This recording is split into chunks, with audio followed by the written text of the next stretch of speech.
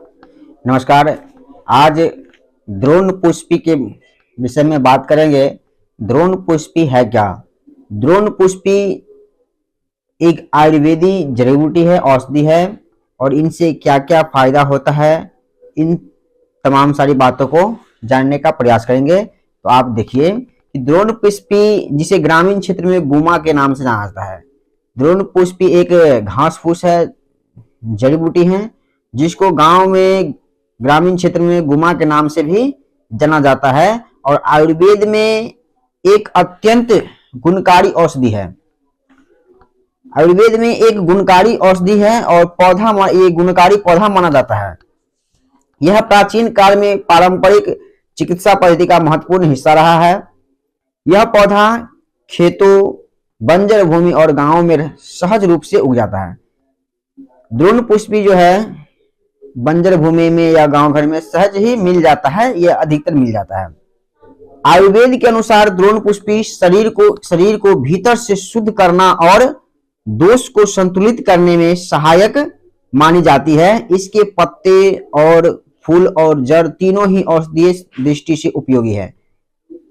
औषधि की दृष्टि से, आयुर्वेद की दृष्टि से इनकी जड़, फूल, पत्ती सभी का सभी जो है सो बहुत ही महत्वपूर्ण है, उपयोगी है।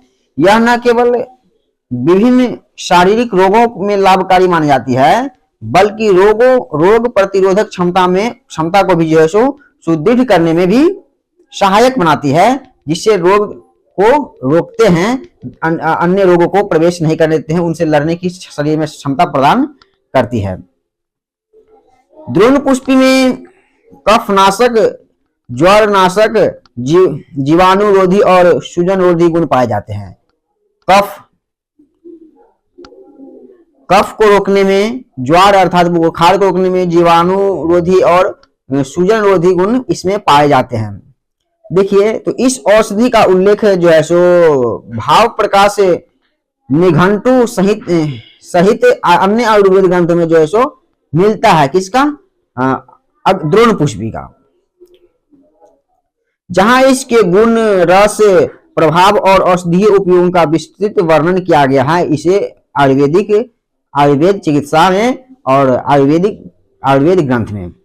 द्रोण पुष्पी के प्रमुख औषधीय उपयोग जो है आपको हम बता रहे हैं। तो वह देखिए, सर्वप्रथम सर्दी, खांसी और बुखार के लिए तो द्रोण पुष्पी के पत्ते का काढ़ा पारंपरिक रूप से क्या करता है, इनका जब सर्दी, खांसी, जुकाम हो जाए तो इनका जो पत्ता है, उस पत्ता का काढ़ा बना करके पीना है आपको। उससे क्या, जुकाम और खांसी हल्के बुखार में दिया जाता है। यह जो है, इसके पत्ता जो है, जुकाम हो जाए या खांसी हो जाए या हल्का बुखार हो जाए, उसमें दिया जाता है। इसके ज्वरनाशक और सूजनरोधी गुण शरीर के तापमान और गले की सूजन कम करने में क्या करते हैं, सहायक होती है। उसके बाद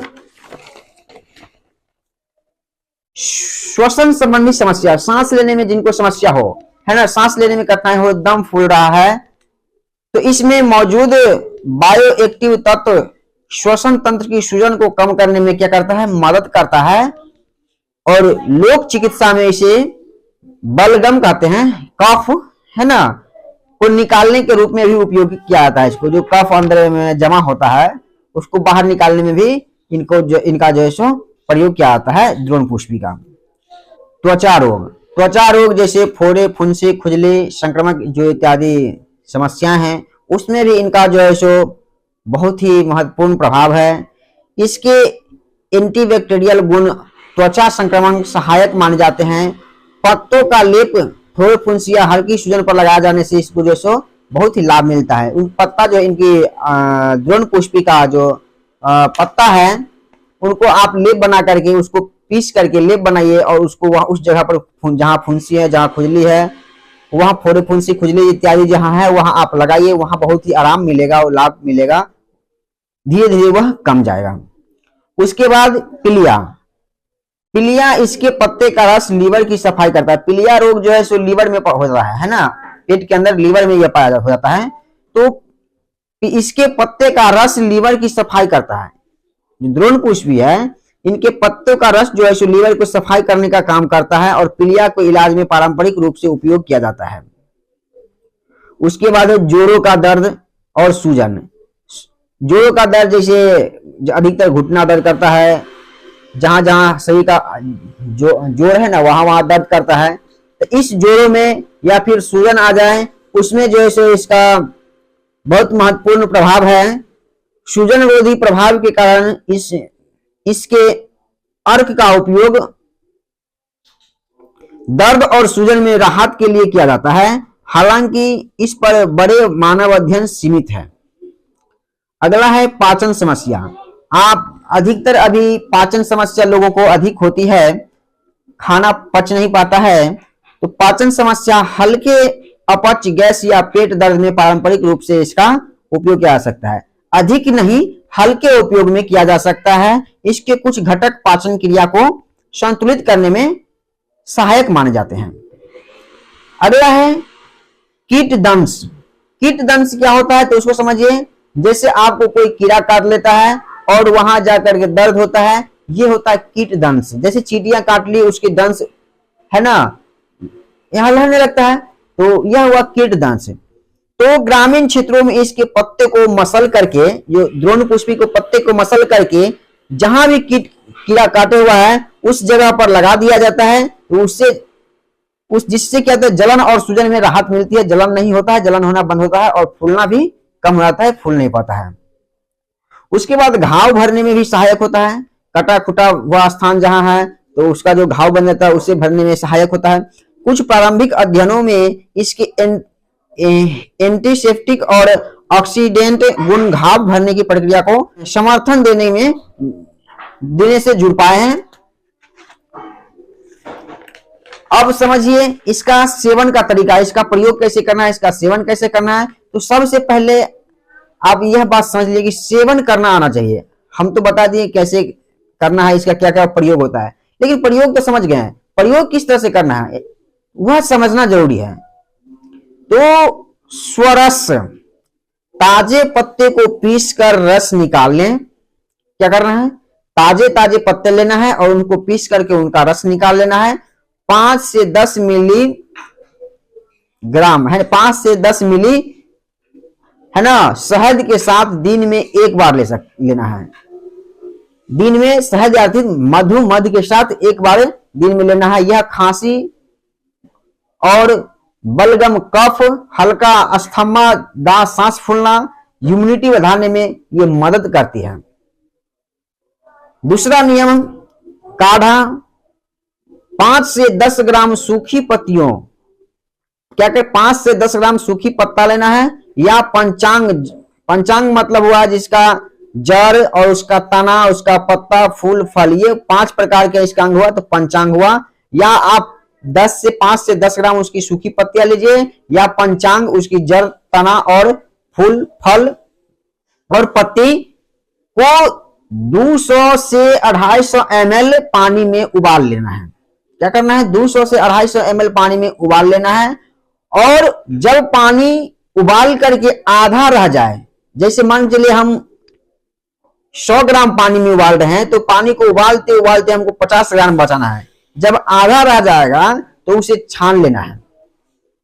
छान करके दिन में 1 से 2 बार भोजन के बाद, खाना खाने से पहले नहीं, खाना खाने के बाद दिन में 1 से 2 बार, खाना खाने के बाद 20 से 30 मिलीग्राम जो है सो सेवन कर सकते हैं, सेवन करना है। यह बुखार, सर्दी, खांसी, गले की सूजन, हल्के पाचन विकार में फायदेमंद होते हैं। उसके बाद इसका चूर्ण,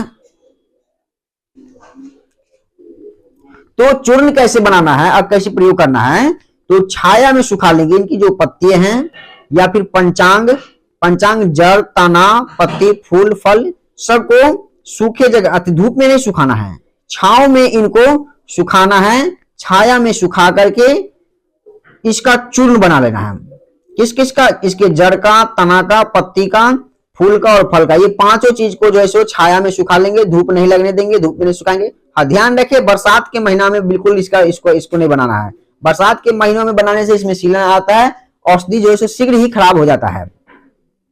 तो छांव में सुखाना है और सबको पीस करके चूर्ण बना लेना है। ठीक है। और 1 से 3 ग्राम गुनगुने पानी या शहद के साथ दिन में एक बार ले सकते हैं। 1 ग्राम से लेकर के 3 ग्राम तक की मात्रा में दिन में एक बार लेना है, या तो आप गुनगुने पानी के साथ लीजिए या फिर शहद के साथ मिलाकर के लीजिए, ठीक है। यह पाचन सुधार, हल्की सूजन, सामान्य कमजोरी में फायदेमंद होता है। अब इसका लेप, अब इसका जो है लेप का प्रयोग देखिए, तो ताजी पत्तियों को पीसकर प्रभावित स्थान पर लगाएं। जो भी स्थान आपका प्रभावित है, फोड़े फुंसे, घाव, कटे उटे इत्यादि से, सूजन इत्यादि से, तो वहां पर ताजा ताजा पत्ता लेना है, उसको पीस करके लेप बनाना है और उस स्थान पर लगाना है। यह फोड़े फुंसी, त्वचा संक्रमण, कीट दंश, जोड़ का दर्द, जहां पर जोड़ का भी दर्द हो वहां पर लगाना है। में इस सारी चीजों में ये प्रभावी है, यहाँ इससे लाभ मिलता है। लेकिन इतने सारे चीजों के साथ साथ कुछ सावधानियां भी हमें बरतना है। इसका स्वाद अत्यंत जो है सो कड़वा होता है। जब सेवन करेगा तो कड़वा रहेगा, तो आप शहद के साथ भी ले सकते हैं, जैसे मीठा भी लगेगा। अत्यधिक मात्रा में सेवन नहीं करना है, सीमित मात्रा में सेवन करना है, और जो समय निर्धारित किया गया उस समय में ही सेवन करना है। यह पेट में जलन, अधिक सेवन करने से पेट में जलन पैदा कर सकता है, इसलिए सीमित मात्रा में ही सेवन करना है। मानकर चलिए 5 से 10 मिली, तो आप 5 मिली ही करिए, है ना, 10 से 11 मत करिए। तो ये सब सावधानियां जो है सो बरतना है।